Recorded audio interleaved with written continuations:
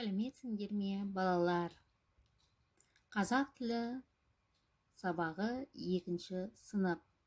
Сабақтың тақырыбы дара және күрделі етістік. Оқу мақсаты мәтінді оқып, негізгі ойды анықтау, ат қою, пирамидадан етістіктерді табу, сауатты жазу. Қайталайық. Дара және күрделі етістік. Етістік дара және күрделі болып екіге бөлінеді. Дара етістіктер бір сөзден тұрады, ал күрделі етістіктер екі немесе одан да көп сөзден құралады. Мысалы, түсіп қалды, түсті, домалап кетті, домалады, сыпырып жүр екен, сыпырады. Миға шабуыл. Балалар, тесті мен оқимын, сендер дұрыс жауабын бірінші А или Б деп белгілеп отырамыз. Заттың қимылын білдіретін сөз. А. Зат есім, сын есім, Б. Етістік. Ұшып барады етістігі, күрделі етістік А. Туынды етістік, Б. Дара етістік. Үшінші, кім, кімдер, нелер сұрақтарына қай сөз табы? А. Етістік, сан есім, Б. Зат есім.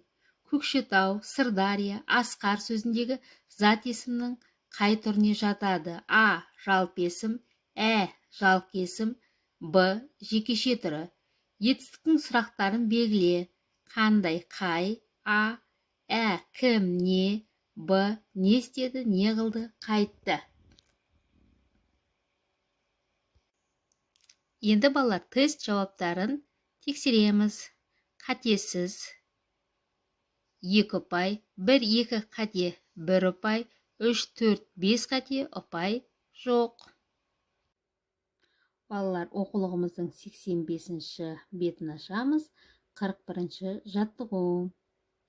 Спандияр Көбеевтің шығармасынан үзінді түсініп оқып шығамыз.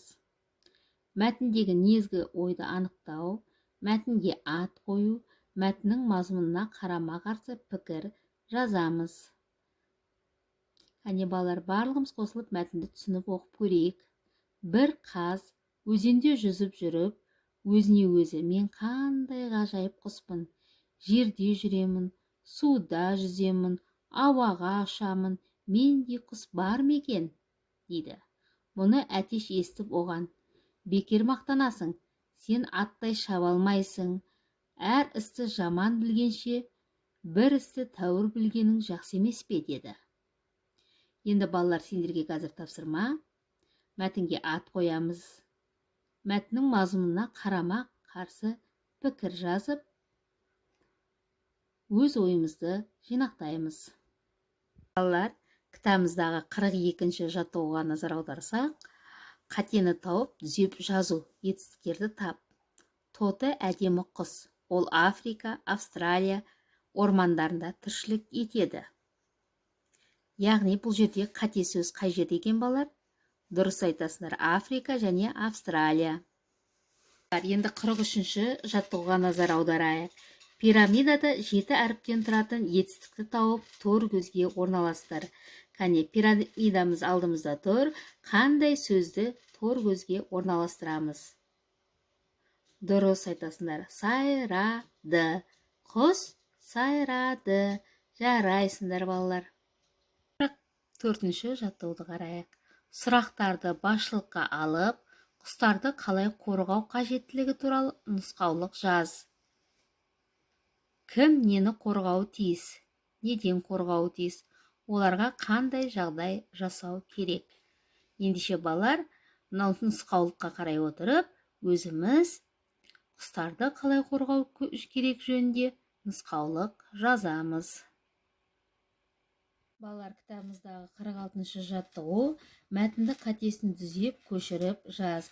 Етістіктерді тауып, астын сыз. Адамдар ғарышқа ұшуды армандайтын.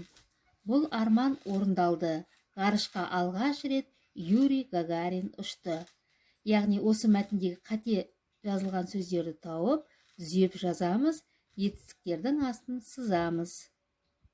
Үйге тапсырма 86 беттегі 45 жаттығу сурет бойынша шағын әңгіме жазып келеміз. Сау болыңдар балалар.